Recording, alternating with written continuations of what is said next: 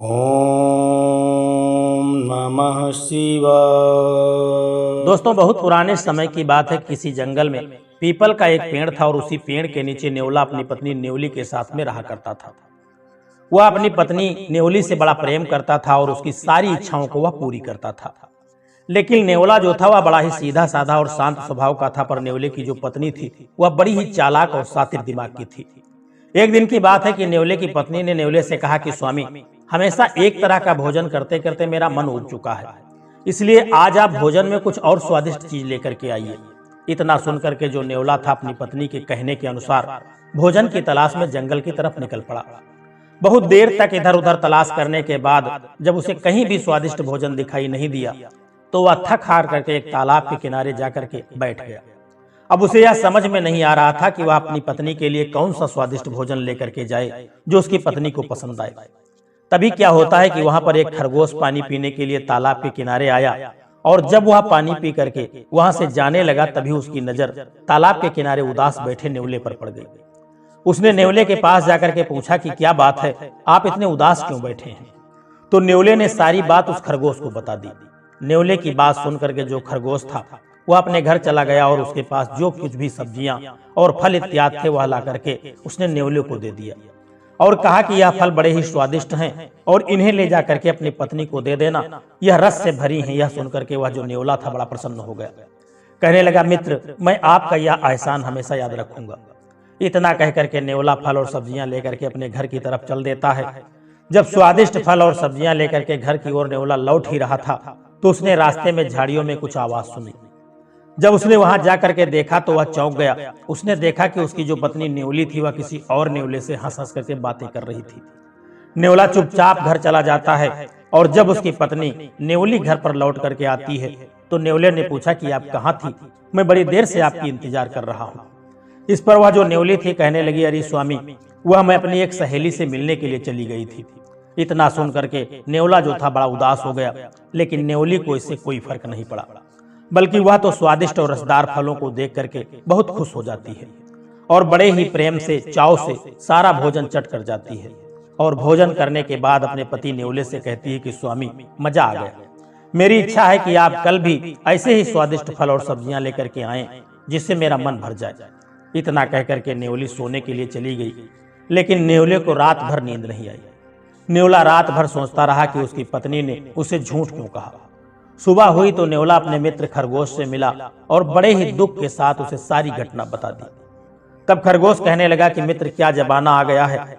मैं तो सोचता था कि मनुष्य ही अपने स्वार्थ के लिए एक दूसरे को धोखा देता है और अपने चरित्र में दाग लगाने से पहले एक बार भी वह नहीं सोचता, लेकिन अब तो ऐसा लगता है कि संसार में कोई भी भरोसे के योग्य नहीं रहा।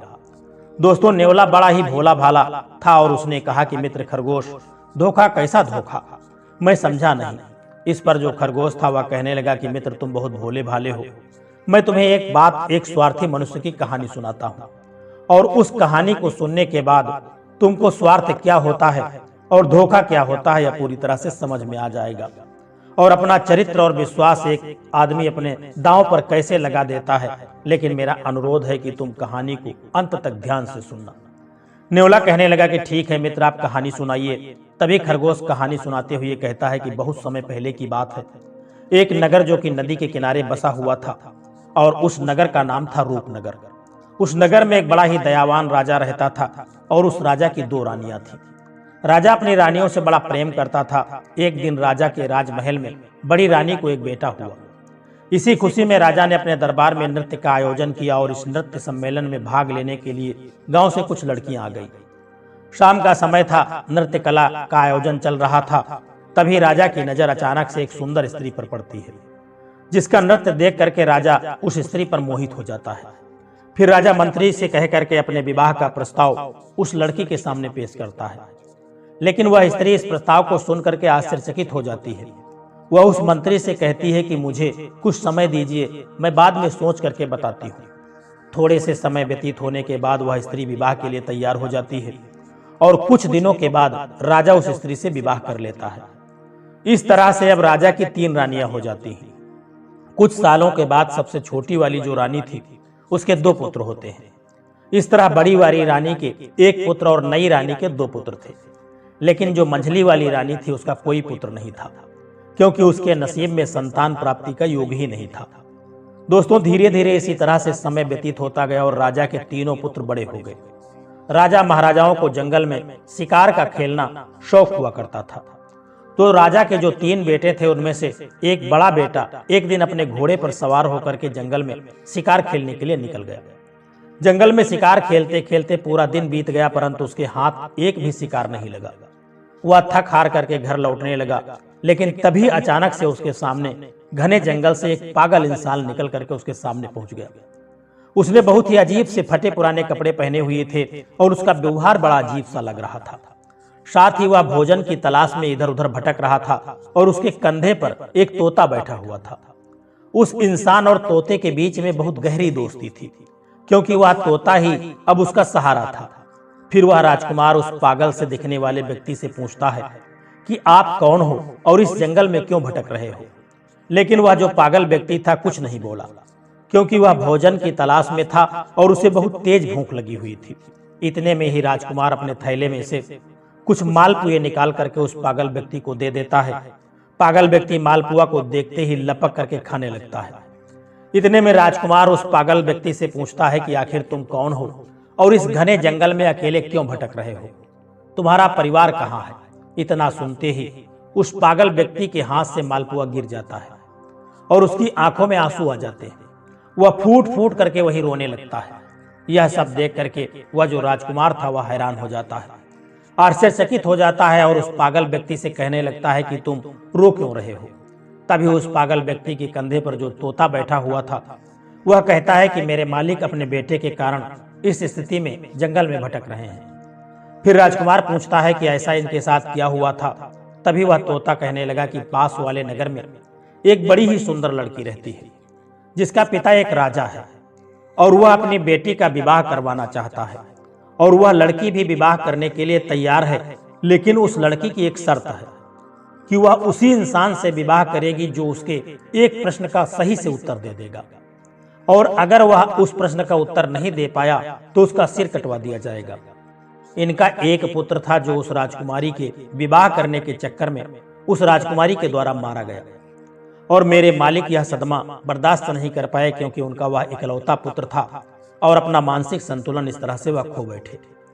इतनी बात होते ही वह व्यक्ति वहां से चला जाता है और यह सारी बात सुन करके राजकुमार के दिल और दिमाग में उस राजकुमारी वाली बात बैठ जाती है, और महल की तरफ लौटते समय भी पूरे रास्ते वह उसी राजकुमारी के ख्यालों में खोया हुआ था। बस राजकुमार के दिमाग में यही चल रहा था। राजकुमार जब घर लौट करके आया तो घर आकर के रात्रि में लेट करके आराम तो कर लिया, लेकिन सुबह भी वह उसी राजकुमारी के ख्यालों में डूबा हुआ था। अब राजकुमार से रहा नहीं गया और वह अति शीघ्र ही अपना घोड़ा निकालता है और उस राजकुमारी के महल की तरफ चल देता है। दोस्तों, राजकुमार को बाहर जाता हुआ देख करके उसके माता पिता जब उससे पूछते हैं कि बेटा तुम कहाँ जा रहे हो, तब राजकुमार कहता है कि हमारे पड़ोसी नगर में एक राजकुमारी रहती है और वह विवाह करना चाहती है, परंतु उस राजकुमारी की एक शर्त है कि उसका जो कोई प्रश्न है और जो कोई उसके प्रश्न का उत्तर देगा वह उसी के साथ विवाह करेगी, और जो उसके प्रश्न का उत्तर नहीं दे पाता है वह उसका सिर कटवा देती है। अब तक के उसके चक्कर में कई लोग मारे गए हैं। यह सुन करके जो राजकुमार के माता पिता थे वह राजकुमार को रोकने की बड़ी कोशिश करते हैं, परंतु राजकुमार के दिमाग में तो केवल वह राजकुमारी और उसका प्रश्न बसा हुआ था, इसलिए वह अपने माता पिता के कहने के बाद भी नहीं उनकी बात सुनता है और वह उसी राजकुमारी की तलाश में वहां से निकल पड़ता है। महल की ओर जब वह निकलता है तो राजकुमारी के महल पर पहुंचते ही उसने राजकुमारी को देखा तो वह जो राजकुमारी थी वह परम सुंदरी थी। राजकुमार उसके रूप को देखता ही रह गया। राजकुमार ने राजकुमारी के पास अपने आने का कारण बताते हुए राजकुमारी से विवाह का प्रस्ताव रख दिया। तभी राजकुमारी कहने लगी कि मैं अपने विवाह करने के लिए तो तैयार हूं, परंतु आपको मेरे एक प्रश्न का उत्तर देना होगा, तभी मैं आपसे विवाह कर पाऊंगी, और अगर आप मेरे प्रश्न का उत्तर नहीं दे पाए तो आपका सिर कटवा दिया जाएगा। राजकुमार ने इस शर्त को बड़ी आसानी से स्वीकार कर लिया, क्योंकि उसके दिमाग में वह राजकुमारी बसी थी। कहने लगा कि राजकुमारी पूछिए आपका क्या प्रश्न है, मैं आपके प्रश्न का उत्तर देने के लिए तैयार हूं। फिर राजकुमारी अपना वह प्रश्न पूछती है जो अभी तक कई लोगों से वह पूछती आ रही थी। जब राजकुमार ने प्रश्न सुना तो वह हैरान रह गया, उसे कोई उत्तर नहीं दिखाई दिया। और जब वह उसका उत्तर नहीं दे पाया तो राजकुमार का सिर कटवा दिया गया। दोस्तों, आखिर ऐसा कौन सा प्रश्न था जो राजकुमारी हर व्यक्ति से पूछती थी, लेकिन कोई भी उसके प्रश्न का उत्तर नहीं दे पाता था? इसके बारे में हम आपको इसी कहानी में आगे बताएंगे कि राजकुमारी ऐसा कौन सा प्रश्न था जो वह सभी व्यक्तियों से करती थी, लेकिन कोई भी व्यक्ति उस प्रश्न का उत्तर नहीं दे पाता था। एक ही प्रश्न वह सभी से पूछती थी और जो भी व्यक्ति उसका उत्तर नहीं दे पाता था उसका सिर कटवा दिया जाता था।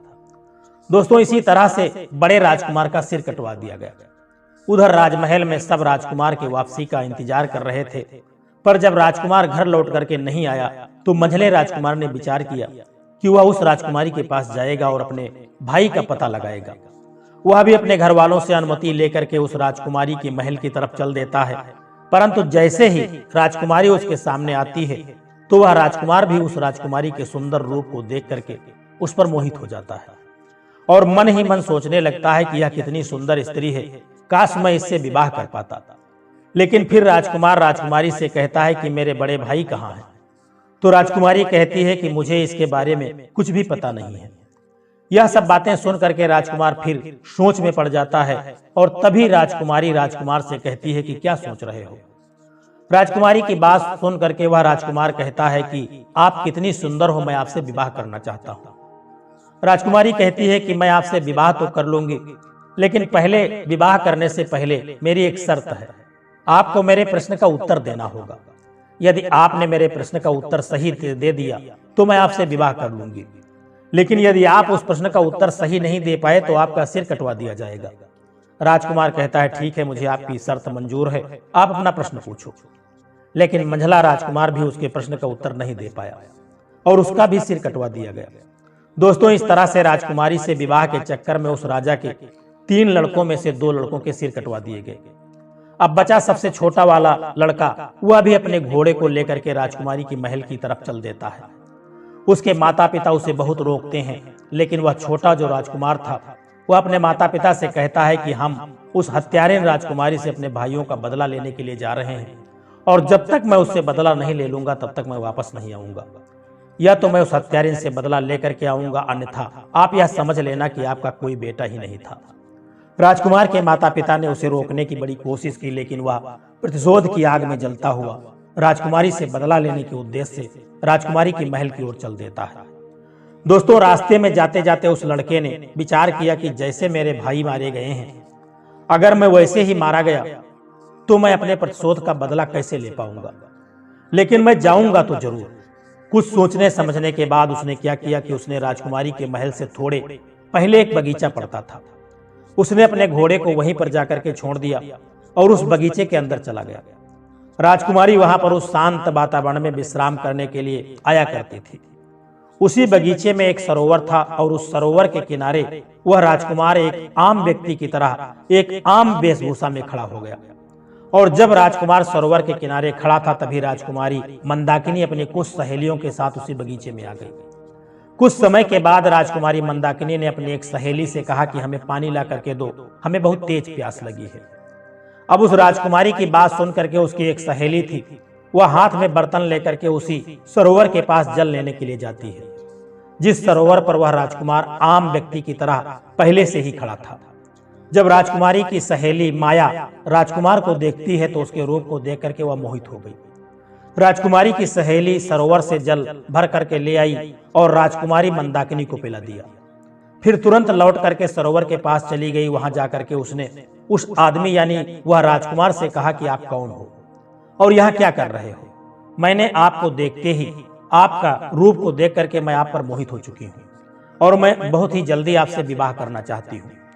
फिर राजकुमार कहता है ठीक है, लेकिन आप कौन हो? फिर वह लड़की कहती है कि मैं इस राज्य की राजकुमारी मंदाकिनी की सहेली हूँ और मेरा नाम माया है। यह सुनकर के राजकुमार सोचता है कि यह तो उसी राजकुमारी की सहेली है, इसी के माध्यम से ही मैं राजकुमारी के रहस्य को जान सकता हूँ। तब वह राजकुमार राजकुमारी की उस सहेली माया के साथ अपने घर चला जाता है। माया अपने आंगन में चारपाई बिछा करके उस राजकुमार को बैठा देती है और उसके साथ भोजन करवाती है। फिर कहती है कि आप क्या सोच रहे हो? आप विश्वास करिए, मैं आपको कभी धोखा नहीं दूंगी। क्योंकि मैं तुम्हारे रूप के ऊपर दीवानी हो चुकी हूँ। मैं तुमसे प्यार कर बैठी हूँ। जब इतनी बात उस राजकुमारी ने सुनी तो वह राजकुमार रोने लगता है। राजकुमार की आंखों से आंसू की धारा बहने लगती है। वह कहने लगता है कि मैं सरोवर के किनारे इसलिए घूम रहा था क्योंकि यह जो तुम्हारी राजकुमारी मंदाकिनी है वह इतनी हत्यारिन है कि उसने अब तक के कई लोगों के सिर कटवा दिए हैं और उन्हीं में हमारे 2 भाई भी मारे गए हैं। इसीलिए मैं अपने भाइयों की हत्या का बदला लेना चाहता हूँ। इसलिए मैं यह जानना चाहता हूँ कि यह राजकुमारी कौन सा सवाल पूछती है। तभी माया कहती है कि वह तो हम आपको बता देंगे, लेकिन इससे पहले आप हमसे वादा करिए कि आप हमसे विवाह करेंगे। राजकुमार उसकी बात मान लेता है। इस तरह से माया ने एक तरफ तो राजकुमार से विवाह करने का वादा करवा लिया, वहीं दूसरी ओर उसे यह डर था कि अगर वह इनको राजकुमारी के पास जाने देगा तो पता नहीं वह वहां से लौट करके आएंगे भी या नहीं।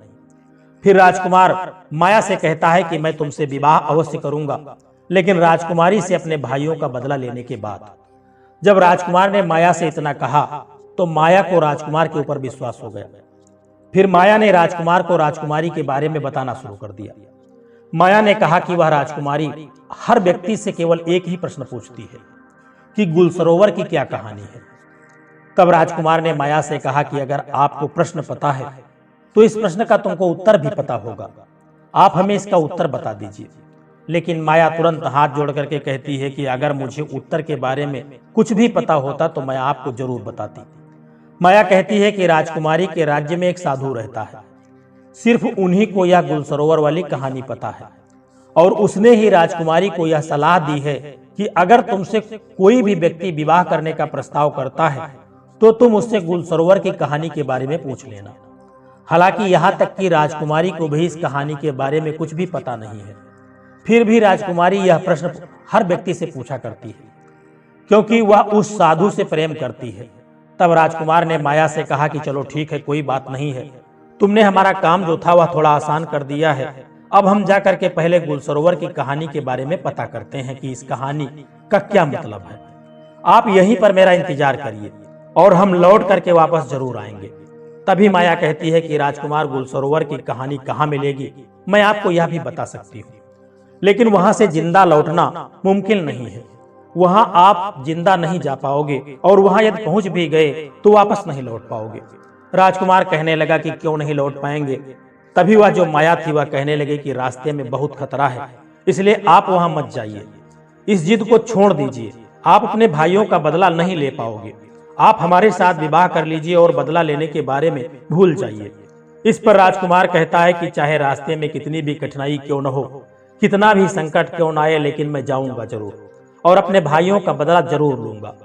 तभी माया कहती है अब हम चाहे इसको कितना भी रोकने की कोशिश करें लेकिन यह नहीं रुकेंगे। फिर माया ने खुद एक घोड़ा और एक तलवार राजकुमार के हाथ में दिया और कहा कि यह घोड़ा और तलवार तुम्हारे बहुत काम आएगी, इसलिए आप एक काम करना, यहाँ से ठीक पश्चिम की दिशा की तरफ जाना। जब आप पश्चिम दिशा की तरफ जाओगे तो आगे जाकर के आपको एक गुफा दिखाई देगी और उसी गुफा में एक शेर रहता है। उस शेर से आपको डरना नहीं है क्योंकि वह शेर बूढ़ा हो चुका है और इसी कारण से वह शिकार नहीं कर पाता है और बहुत भूखा रहता है।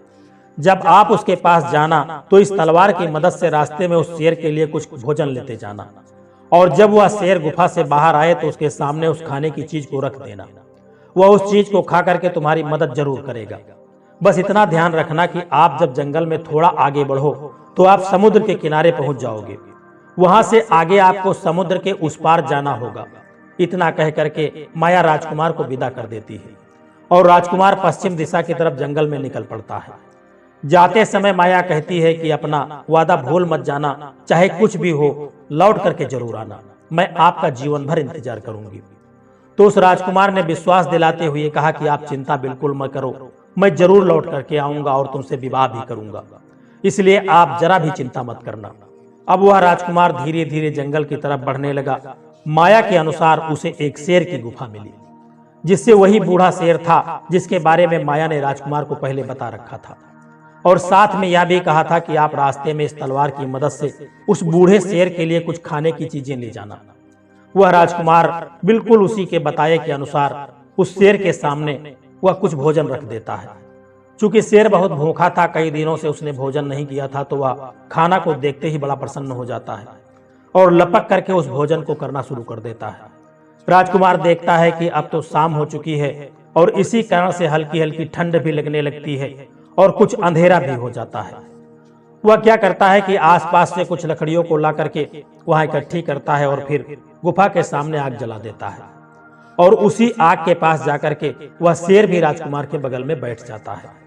राजकुमार उस शेर को सहलाने लगता है और कुछ समय के बाद राजकुमार को वहीं पर नींद आ जाती है और वह वहीं पर सो जाता है। अगली सुबह होती है जब, तो राजकुमार उस शेर के साथ जंगल में आगे पश्चिम दिशा की तरफ बढ़ने लगता है। चलते चलते राजकुमार को आगे कई मुसीबतों का सामना करना पड़ता है। कई तरह से जानवर राजकुमार के सामने आते हैं, लेकिन उस बूढ़े शेर की दहाड़ से सभी जानवर डक करके भाग जाते हैं और इसी तरह से राजकुमार उस बूढ़े शेर के साथ चलते चलते समुद्र के किनारे जाकर के पहुंच जाता है और पहुंचते ही देखता है कि थोड़ी दूर पर एक व्यापारी कई घोड़ों पर सामान लाद करके कुछ सैनिकों के साथ समुद्र के तट पर खड़ा है। तब वह राजकुमार उसके पास जाता है तो व्यापारी उससे कहता है कि कौन हो और आप यहाँ क्या कर रहे हो।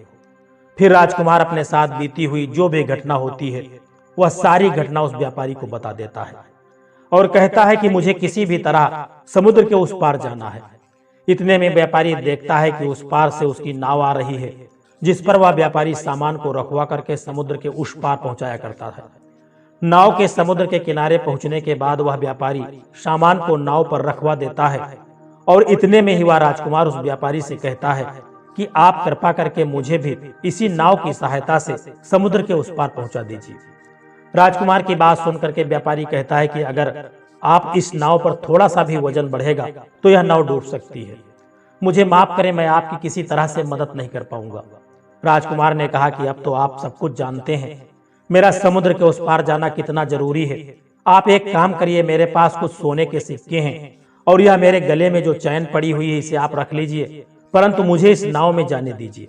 वह व्यापारी बड़ा ही लालची था, इसीलिए उस राजा के दिए हुए सोने के सिक्के और उसकी गले की चेन को वह रख लेता है और नाव से सैनिकों के द्वारा कुछ सामान उतरवा करके राजकुमार को उसी नाव पर जाने देता है। दोस्तों, इसी तरह से राजकुमार उस नाव पर बैठ करके समुद्र के उस पार गुलसरोवर की कहानी की तलाश में निकल जाता है।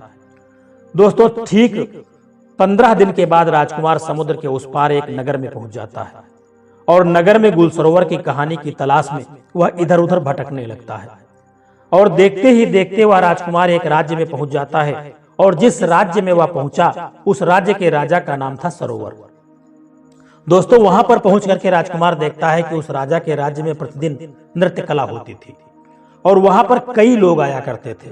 संगीत बजता था, सभा में चारों ओर आनंद का माहौल छा जाता था। राजकुमार भी उन्हीं लोगों के बीच में जाकर के बैठ गया। अब वह 3-4 दिन लगातार वहां पर जाता है और शाम को चुपचाप वहां से चला आता है, लेकिन किसी से कुछ नहीं कहता था। एक दिन राजा की नजर उस राजकुमार पर पड़ गई और राजा ने सभा के अंत में उसको उठाया और उससे कहा कि मैंने देखा है कि आप 3-4 दिन से यहाँ नित्य आते हैं, लेकिन न किसी से कुछ कहते हैं और न ही किसी से कुछ बोलते हैं, इसलिए आप इस राज्य के हमको लगते नहीं हैं। इससे पहले कभी यहाँ आप दिखाई भी नहीं दिए। कौन हो तुम और यहाँ क्या करना आए हो? राजकुमार को तो गुल और सरोवर की कहानी पता करनी थी और उसे अच्छी तरह से पता था कि इस कहानी के बारे में सरोवर नाम के राजा को जरूर पता होगा। इसीलिए राजकुमार उस राजा से कहता है कि महाराज, मैं एक गीत आपको सुनाना चाहता हूँ। राजकुमार की बात सुन करके राजा कहता है कि ठीक है, आपको यदि कोई भी गीत याद है तो आप जरूर सुनाइए। राजा के इशारे पर पीछे से ढोल नगाड़े बजने लगते हैं और राजकुमार गीत गाने लगता है।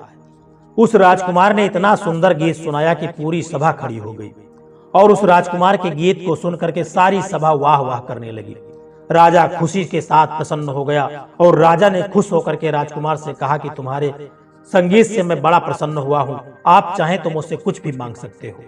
आप इस समय जो भी मांगोगे हम आपको वह जरूर देंगे, यह हमारा वचन है।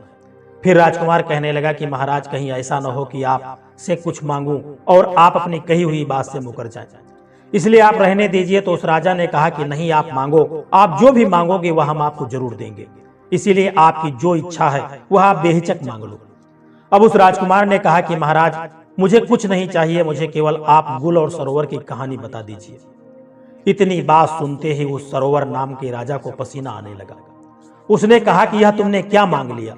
तुम मुझसे मेरा पूरा साम्राज्य मांग लेते तो वह भाई मैं तुम्हें खुशी खुशी दे देता, लेकिन तुमने मुझसे यह कैसा सवाल पूछ लिया है? यह कहानी मैं जानता तो हूं, लेकिन मैं तुम्हें बता नहीं सकता।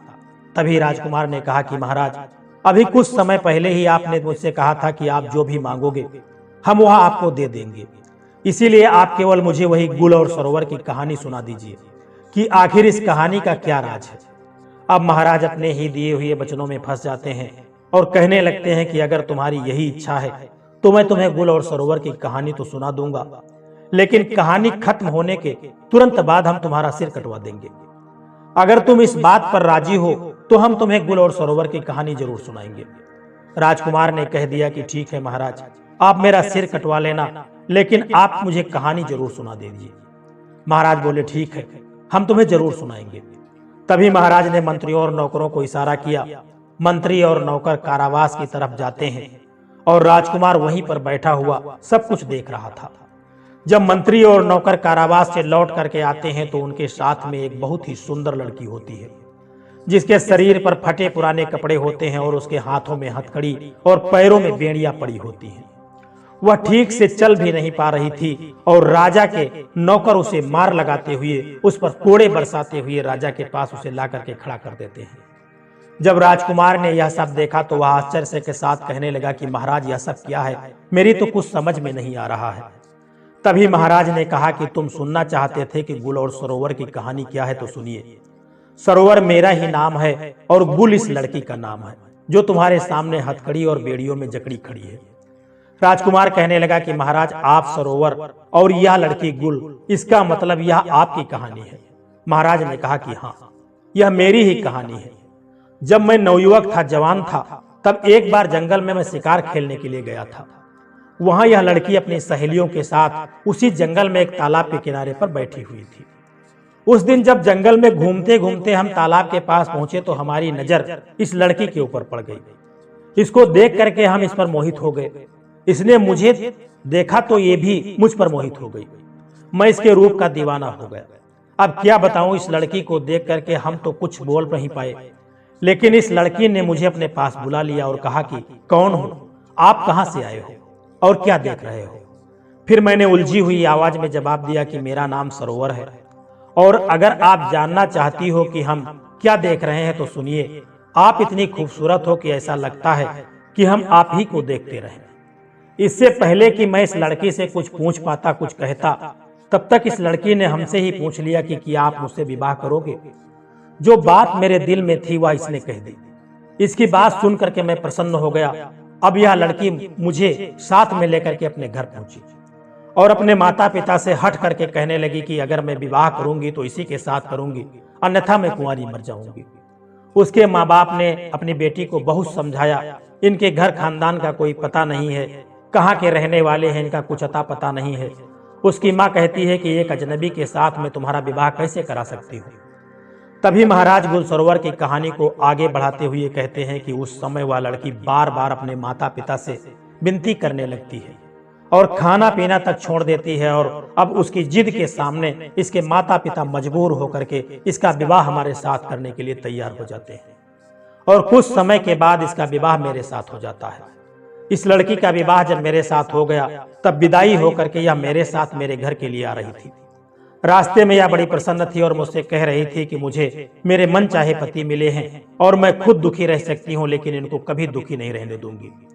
वह कहती थी कि मैं खुद संकट में रह सकती हूँ, लेकिन इन पर कभी आंच नहीं आने दूंगी और अपने पति से हमेशा लगाव बना करके रखूंगी। ऐसे ही करके हम अपने घर पहुंच गए और अब तो हम उसके प्यार में इतने पागल हो चुके थे कि हम सब कुछ भूलते जा रहे थे। हम अपना राज्य का दरबार भी समय से पहले बंद करके घर पहुंच जाते थे और इसी तरह से कुछ दिनों तक ऐसे चलता रहा। और कुछ दिनों के बाद जब घर लौट करके इस स्त्री के पास आते थे तो पता नहीं क्यों हमें बहुत जोर की नींद आ जाया करती थी और इतने में वह राजमहल से जंगल की ओर चल देती थी। उस दिन जब मेरी नींद खुली तो मैंने इस स्त्री को राजमहल से बाहर जाते हुए देखा। तो उस दिन अपनी पत्नी के वहां से निकलते ही मैं वहां से निकल करके उसके पीछे पीछे जाता हूं और तभी क्या देखता हूं कि वह स्त्री एक साधु के साथ बैठी हुई हंस हंस करके बातें कर रही थी। इतना सब कुछ देखते ही मैं सोचने लगा कि पता नहीं यह उसका रोजाना का काम है या सिर्फ आज का काम है। उसके बाद मैं चुपचाप वहां से वापस राजमहल में लौट आता हूँ। फिर राजकुमार उनसे कहने लगा कि आगे क्या हुआ महाराज। तभी महाराज ने राजकुमार से कहा कि उस दिन मेरा पूरा दिन उसी के बारे में सोचते सोचते निकल गया और दूसरे दिन भी इन्हीं सब ख्यालों में शाम हो गई। शाम के समय भोजन बना करके इसने मुझे खाने को दिया, लेकिन उस दिन मैंने जानबूझ करके उस भोजन को नहीं खाया। उस दिन मैंने यह निर्णय लिया कि आज चाहे कुछ भी हो जाए लेकिन हम सोएंगे नहीं। और फिर मैं देर रात तक उससे बातें करता रहा। जब काफी रात बीत गई तभी इस स्त्री ने मुझसे कहा कि प्रियवर, अब बहुत ज्यादा रात हो चुकी है, आप सो जाइए।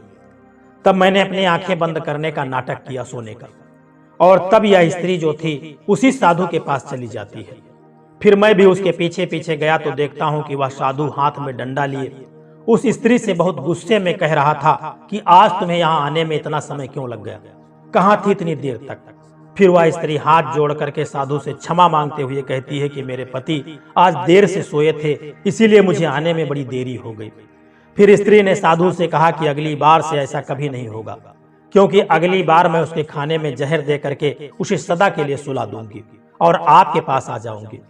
जब मैंने उसके मुख से यह बात सुनी तो मुझे बहुत तेज पसीना आने लगा और मैं घबरा गया, और उसी समय उस साधु की नजर मुझ पर पड़ जाती है और साधु ने इस स्त्री से कहा कि उस पेड़ के पीछे छिप करके मुझे कोई देख रहा है। फिर यह जो गुल नाम की लड़की तुम्हारे सामने खड़ी है, इसकी नजर मेरे ऊपर पड़ी, तभी यह चिल्ला करके कहती है कि यह तो मेरे पति हैं, आप इन्हें मार दीजिए। फिर क्या था, यह और वह साधु, मैं अकेला था, उन दोनों ने मिलकर के मुझ पर आक्रमण कर दिया और मुझे मारने की कोशिश की। हमारे बीच लड़ाई छिड़ गई और फिर मैं लड़ते लड़ते नीचे गिर गया। उस साधु ने मुझे कस करके दबा लिया और इसके बाद यह स्त्री तलवार लेकर के मेरे सीने पर आकर के बैठ गई, और तभी वह साधु जो था अचानक मुझे छोड़ करके वहां से भाग जाता है। फिर मुझे कुछ समझ में नहीं आ रहा था कि मैं क्या करूं।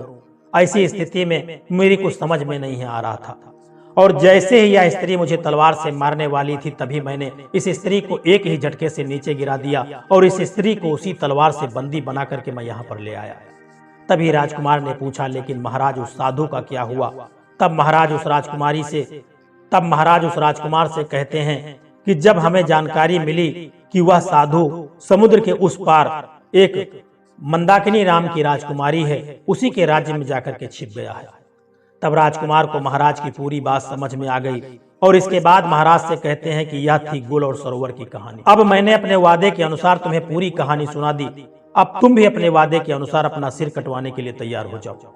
इतने में राजकुमार ने कहा कि महाराज, आप मेरा सिर अवश्य कटवा लीजिएगा, लेकिन उससे पहले मुझे यह बता दीजिए कि उस मंदाकिनी नाम की राजकुमारी ने उस साधु को अपने राज्य में क्यों छिपने दिया और अब तक के क्यों छिपा रखा? जो राजा सरोवर इसका उत्तर नहीं दे सके। तब राजकुमार ने कहा कि महाराज, इसका जवाब मैं आपको बताता हूँ। वह साधु उस राजकुमारी को अपने जाल में फंसाए हुए है और वह राजकुमारी उसके बहकावे में आकर के कई निर्दोष लोगों के सिर कटवा चुकी है। इसीलिए मैं गुल और सरोवर की कहानी जानने के लिए आया था, ताकि उसे उसके किए की सजा दे सकूं। राजकुमार महाराज को सारी बात बताता है। राजकुमार की बात सुन करके महाराज भावुक हो जाते हैं और राजकुमार की जान बख्श देते हैं। अब राजकुमार वापस उस मंदाकिनी नाम की राजकुमारी की महल की ओर चल देता है और कुछ दिनों की यात्रा करने के बाद राजकुमार मंदाकिनी नाम की राजकुमारी के महल में पहुंच जाता है। तो राजकुमारी से कहते हैं कि मुझे आपसे विवाह करना है। फिर राजकुमारी मंदाकिनी कहती है कि आपको पहले मेरे प्रश्न का उत्तर देना पड़ेगा, तभी मैं आपसे विवाह करूंगी, और अगर मेरे प्रश्न का उत्तर नहीं दे पाए तो मैं आपका सिर कटवा दूंगी। राजकुमार को तो पहले से ही पता था कि राजकुमारी मंदाकिनी कौन सा प्रश्न करने वाली है, इसलिए राजकुमार ने सारी शर्तों को स्वीकार कर लिया और कहा कि हाँ, पूछो तुम्हारा कौन सा प्रश्न है, मैं तुम्हारे प्रश्न का उत्तर देने के लिए तैयार हूँ, लेकिन तुम शायद मेरा उत्तर सुनने के बाद अपने क्रोध पर काबू नहीं कर पाओगी। अब राजकुमारी मंदाकिनी सोचने लगती है कि आखिर ऐसा कौन सा प्रश्न का उत्तर है जिसे मैं सुन करके क्रोधित हो जाऊंगी। राजकुमारी मंदाकिनी बात पर ध्यान नहीं देते हुए राजकुमार से कहती है कि आप उत्तर बताएं, क्योंकि राजकुमारी उस साधु के प्रेम में अंधी होती है। तब राजकुमार ने राजकुमारी मंदाकिनी को गुल सरोवर की कहानी सुनाई, और जैसे ही कहानी पूरी होती है तो राजकुमारी कहने लगती है कि ऐसा क्या था इस कहानी में जो मुझे क्रोध आता है। राजकुमार बोले कि जिस साधु के प्रेम में तुम अंधी हो चुकी हो वही गुल सरोवर वाला साधु है जो वहां से भाग करके समुद्र के इस पार तुम्हारे पास आकर के छिपा हुआ है। अब मंदाकिनी को विश्वास नहीं हुआ और वह तुरंत राजमहल से निकल करके अपने राज्य में उस साधु के यहाँ पहुंचती है। राजकुमारी मंदाकिनी के साथ पीछे पीछे वह राजकुमार भी जाता है और वहां पहुंच करके मंदाकिनी उस साधु से पूछती है कि तुम कौन हो। साधु घबरा जाता है और कुछ बोल नहीं पाता। तब राजकुमारी मंदाकिनी को पूरा विश्वास हो जाता है कि यह वही साधु है जिसने महाराज सरोवर को धोखा दिया है। अब राजकुमारी मंदाकिनी उस साधु से कहती है कि तुम्हारे चक्कर में कई लोगों का सिर कटवाया गया, तुमने खुद सभी लोगों को जंगल में ले जाकर के उनका सिर काटा है, अब तुम्हें भी उसकी सजा मिलेगी, तुम्हारा भी सिर इसी राज्य के सभी लोगों के सामने कटवाया जाएगा। इतने में साधु कहने लगता है कि राजकुमारी जी मुझे माफ कर दीजिए, मैंने किसी की जान नहीं ली, वह सभी लोग अभी तक जीवित हैं। तब वह राजकुमार जो था मंदाकिनी के साथ आया और उस साधु से पूछता है कि यदि वह लोग जीवित हैं तो कहाँ हैं, तुम मुझे जल्दी से बताओ। अब वह साधु मंदाकिनी और राजकुमार को एक ऐसी जगह पर लेकर के जाता है जहां उसने सभी लोगों को कैद करके रखा था। क्योंकि वह साधु उन लोगों को बेचने वाला था, राजकुमार सभी लोगों को वहां से आजाद कराता है और उनके दोनों बड़े भाई भी वहीं पर मिल जाते हैं। राजकुमार उस राजकुमारी की सहेली से कहता है कि आपका बहुत धन्यवाद और आप ही के कारण से मैं अपने भाइयों से मिल पाया है। मुझे तो लग रहा था कि मेरे दोनों बड़े भाई कब के मर चुके हैं। और इतना बोलने के बाद राजकुमार मंदाकिनी राजकुमारी से कहते हैं कि जीवन में कभी भी किसी इंसान को दूसरे व्यक्ति पर अंधा विश्वास नहीं करना चाहिए जब तक कि आपको उस दूसरे इंसान के बारे में पूरी जानकारी न हो, क्योंकि ज्यादातर लोग अंदर खुद के लिए स्वार्थ छिपा होता है और जिसे पूरा करने के लिए वह किसी भी हद तक जा सकते हैं। इतना कह करके राजकुमार अपने भाइयों और राजकुमारी मंदाकिनी की उस सहेली को लेकर के वहां से अपने घर चले जाते हैं। दोस्तों, इस तरह से कहानी के अंत तक पहुंचते हुए खरगोश नेवले से कहता है कि मित्र, जब कोई मनुष्य या प्राणी किसी को अपने स्वार्थ दिखाने लगता है तो वह अपने लोगों को भी बेवकूफ बना करके अपना स्वार्थ पूरा करता है और उसके साथ रहने वाले लोगों को इसके बारे में कोई भनक तक नहीं होती है। दोस्तों, इस कहानी से हमें शिक्षा मिलती है कि हमें कभी भी किसी के ऊपर आंख मूंद करके भरोसा नहीं करना चाहिए, बिना उस व्यक्ति को समझे और उसकी बातों में आकर के अपनों के साथ कभी भी विश्वासघात नहीं करना चाहिए और न ही उनकी भावनाओं के साथ खेलना चाहिए। दोस्तों, यह कहानी गुल और सरोवर की आपको कैसी लगी है, एक प्यारा सा कमेंट करके जरूर बताना। और यदि यह वीडियो आपको अच्छा लगा है, पसंद आया है, तो इस वीडियो को लाइक शेयर करना और चैनल को सब्सक्राइब करने की भी कृपा कर देना। जय श्री कृष्णा, राधे राधे।